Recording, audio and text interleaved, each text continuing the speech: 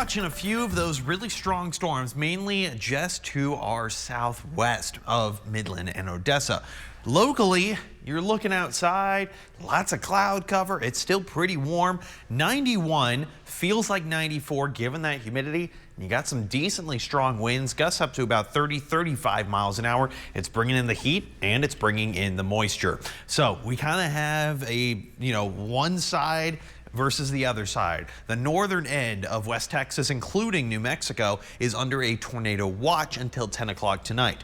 Anything south of Midland and Odessa are going to be under that severe thunderstorm watch until 10 o'clock tonight. So pretty active weather pattern across much of the central United States.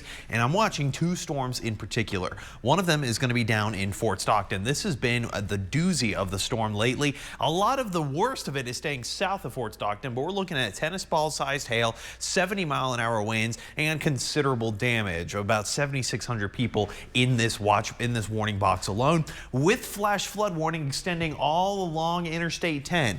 That's going to be because, hey, this storm is barely moving over the last 2 hours. This is a whole 2-hour loop, and the storm just started in Balmorhea and is now on top of Fort Stockton. One to the north is actually near Orla, past Mentone now. Severe warn for the next 10 more minutes, 60-mile-an-hour winds and about quarter-sized hail. So likely this thing is going to be set to expire given how weak it is.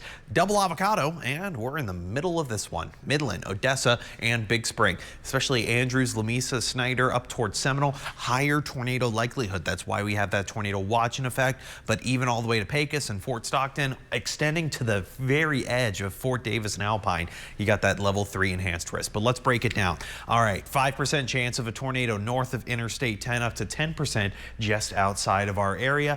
Main wind threat is actually not going to be for Pecos, Fort Stockton, Midland, Odessa, but more toward Lamesa, Big Spring, Snyder. 30% chance of really strong winds over 70 miles an hour. With that large hail risk, 30% chance for some significant hail with the dash line, meaning about 2-inch in diameter or bigger, about the size of a tennis ball, is possible within severe warned storms. All right, 72 for tonight, partly cloudy. Most of that rain is going to be gone by 10 o'clock. Tomorrow, a mix of sun and clouds with the chance for those pop-up showers and thunderstorms, but I'm not looking at anything as bad of a setup as what we're seeing now. 92, yeah, that means we're likely going to see some of these storms. Here we go. Future track showing these storms mainly pushing their way out of our area by around 9-10 o'clock tonight. So this is mainly going to be, during our show time. So I'm here to keep you informed and ahead of that storm tomorrow morning. Oh, this is a great way to start your Friday. A couple of storms popping up near the Stockton Plateau around 5 o'clock, trying to push their way into Midland, Odessa, Big Spring, but that bubble kind of protects us,